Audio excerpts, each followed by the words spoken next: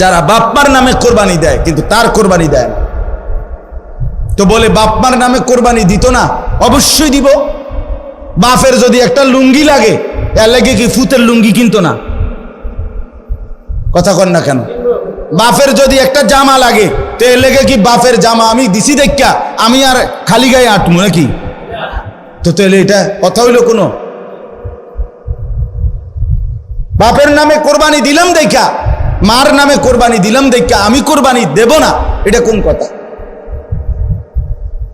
ছেলেটার দোকান অথবা ছেলেটা ঢাকা কাজ করে, চাকরি করে, যেটাই করুক, তে বাইতাইয়া তার কাছে কিন্তু টাকা আছে 60,000-এর বেশি, কিন্তু বাইতাইয়া মাতে না, তার বাপের হাতে টাকা 10,000 দিয়া দেন, আপনি কোরবানি দেন, গোস্ত না খাওন, আপনার নামে দেন, আপনি মুরব্বী মানুষ, আপনি মরিয়া গেলে আর পাইবেন কই কোরবানি?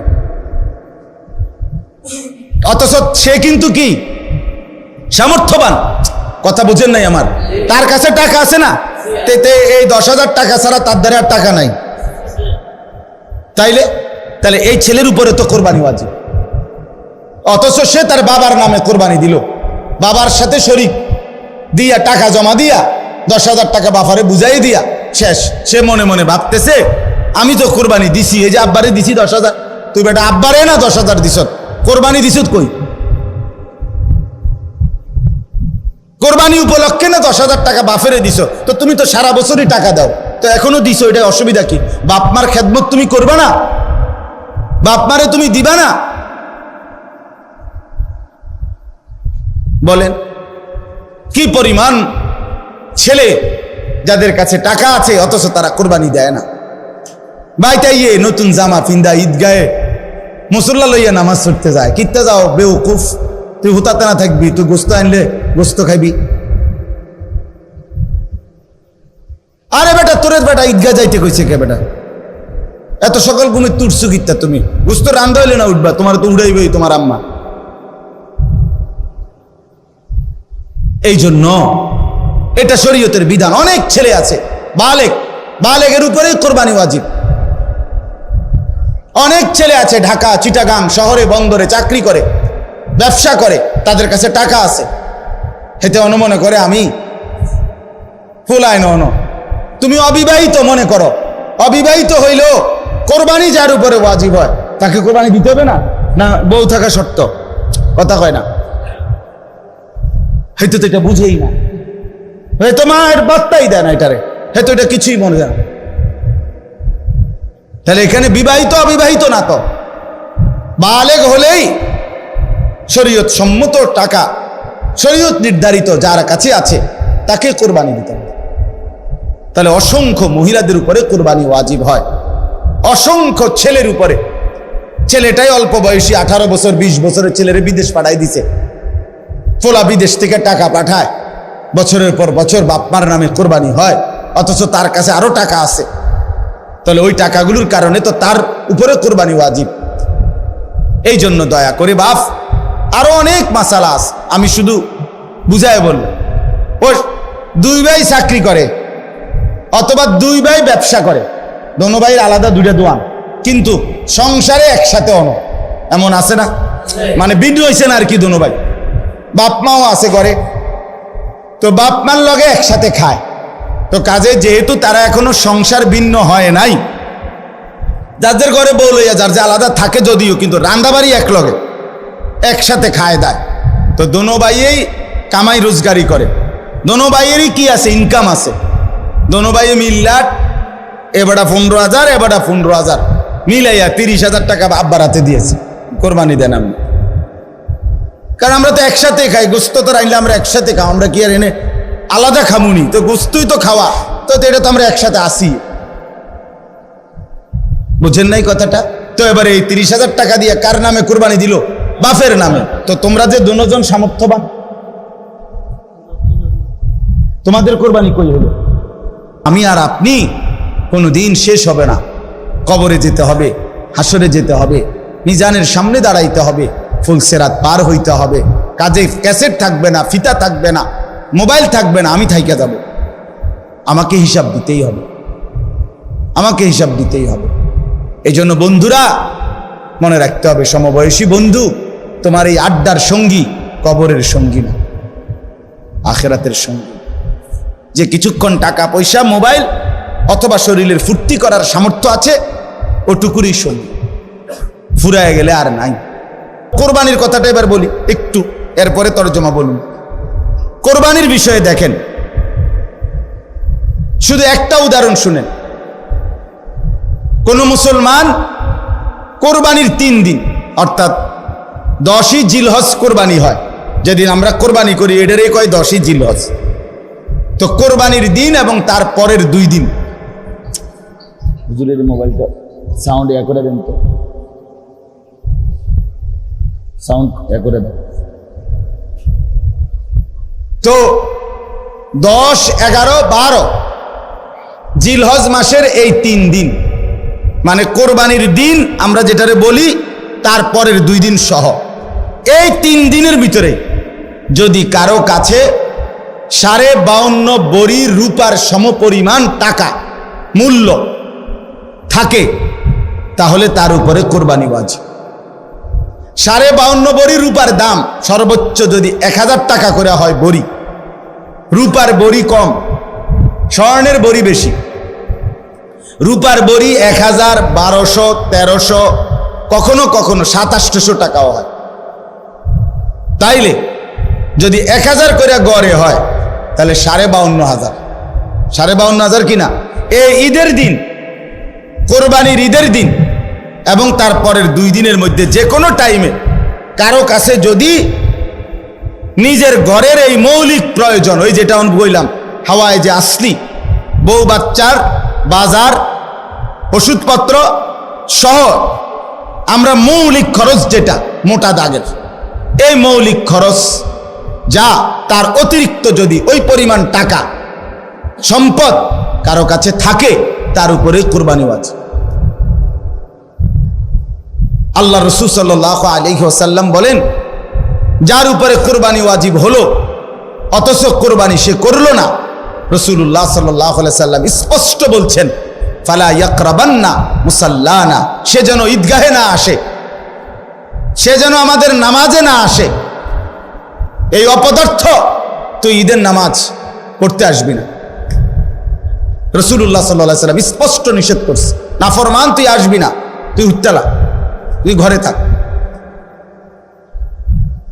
বলেন, তাইলে জিলহজ মাসের এই 3 দিন, কোরবানির 3 দিন, মনে করেন আপনি গতকালকেও আপনার কাছে টাকা ছিল না, কিন্তু আজকে কোরবানির দিন বা তারপর দিন সকালবেলা আপনি একজনের থেকে 70,000 টাকা পাইতেন, এবার আজকে দিছে টাকাটা, ভাই তাই সেই ঈদের উপলক্ষে এই টাকাটা আজকে দিছে। আর এই টাকাটা ছাড়াও আপনার ঘরের পরিবারের সংসারের যা প্রয়োজন তা চলবে, সমস্যা নাই। এই টাকাটা তো আমি ধরছি না হিসাব, এই আজকেই টাকাটা পাইছেন, আজকে তো আগামী এই 3 দিনের সন্ধ্যার আগে আগে আপনার জন্য কোরবানি ওয়াজিব।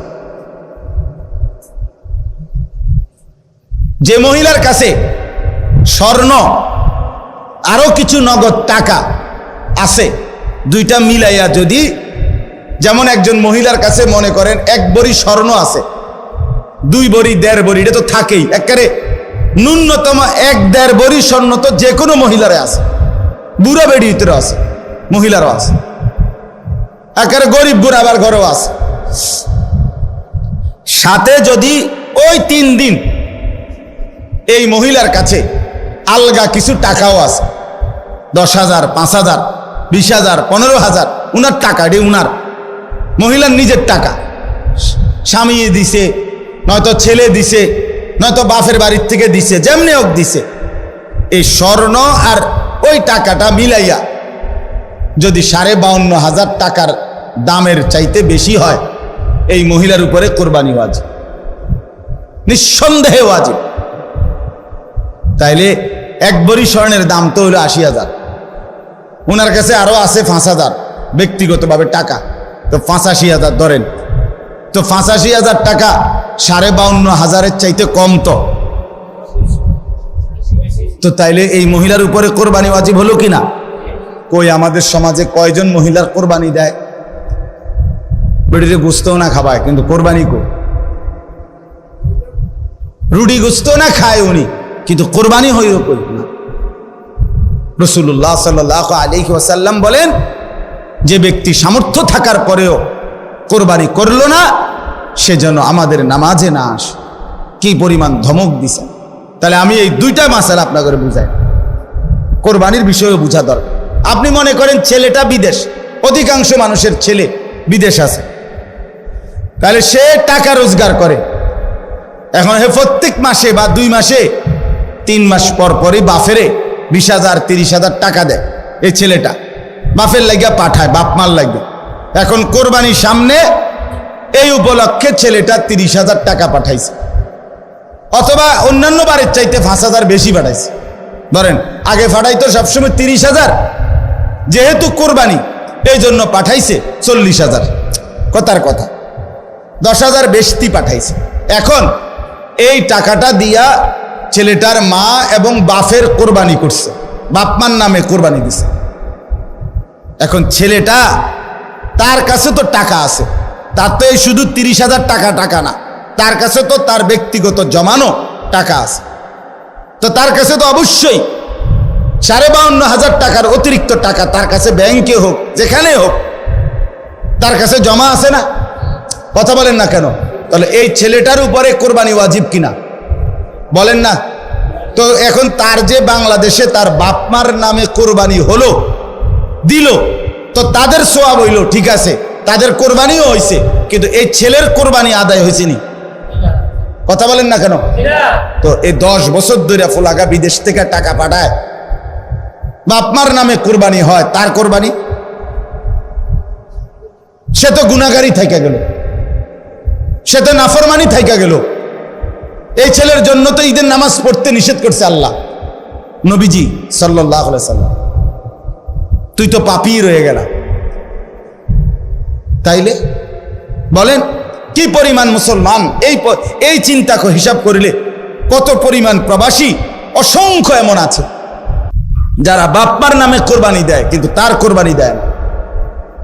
তো বলে বাপমার নামে কোরবানি দিত না? অবশ্যই দিব। বাপের যদি একটা লুঙ্গি লাগে, এর লাগে কি ফুতের লুঙ্গি কিনতো না? কথা কন না কেন?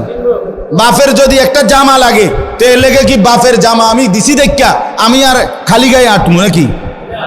তো তাহলে এটা কথা হইল কোনো? বাপের নামে কোরবানি দিলাম দেখা, মার নামে কোরবানি দিলাম দেখা আমি কোরবানি দেব না, এটা কোন কথা?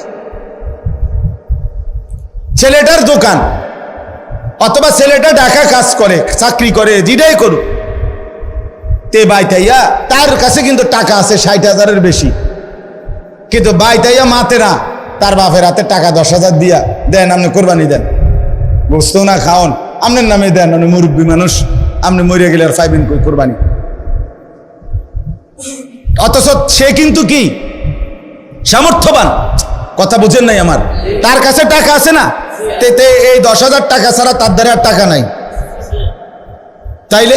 তাহলে এই ছেলের উপরে তো কোরবানি ওয়াজিব, অথচ সে তার বাবার নামে কোরবানি দিল, বাবার সাথে শরীক দিয়া টাকা জমা দিয়া 10,000 টাকা বাফারে বুঝাই দিয়া শেষ। সে মনে মনে ভাবতেছে আমি তো কোরবানি দিছি, এই যে আব্বারে দিছি 10,000, তুই বেটা আব্বারে না 10,000 দিস, কোরবানি দিস কই? কোরবানি উপলক্ষে না 10,000 টাকা বাফেরে দিছ, তো তুমি তো সারা বছরই টাকা দাও, তো এখনো দিছো, এটা অসুবিধা কি? বাপমার খেদমত তুমি করবা না? বাপমারে তুমি দিবা না?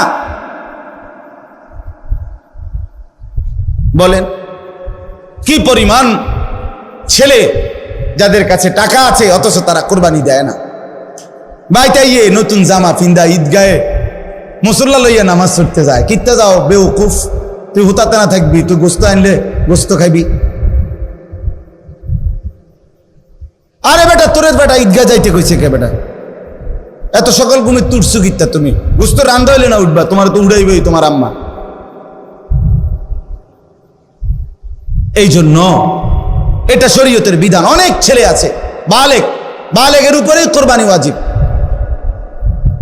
অনেক ছেলে আছে ঢাকা, চিটাগাং শহরে, বন্দরে চাকরি করে, ব্যবসা করে, তাদের কাছে টাকা আছে, হেতে মনে করে আমি ফুলায় ন। তুমি অবিবাহিত মনে করো, অবিবাহিত হইলেও কোরবানি যার উপরে ওয়াজিব হয় তাকে কোরবানি দিতে হবে না? না বউ থাকা শর্ত? কথা কয় না, হয়তো তো এটা বুঝেই না, হয়তো মায়ের বার্তাই দেয় না এটারে, হয়তো এটা কিছুই মনে হয় না।